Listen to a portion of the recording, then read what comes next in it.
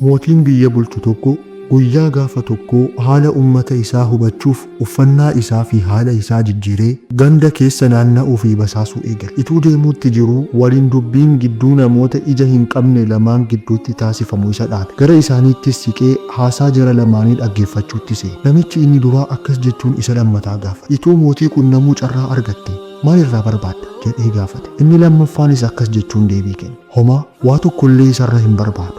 Isan gaafadhuu jedhee itti aansuun namtichi inni duraa akkas jedhe. Akkuma barbaadde siif haa ta'u. Garuu an ituun carraa mootii qunnamuu argadhe arjummaa isaarraan isa gaafadha.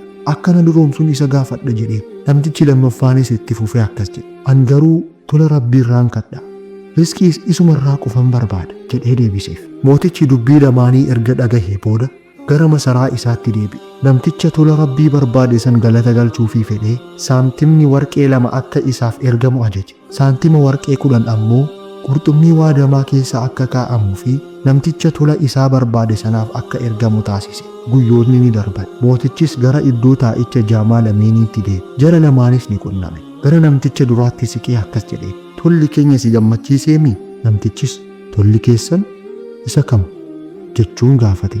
Mootichis akkas jedhe. Qurxummii waadamaa guyyoota dura si qaqqabe sanin fedha. Qurxummii san bar waa'ila kiyya kanaafan gurgure.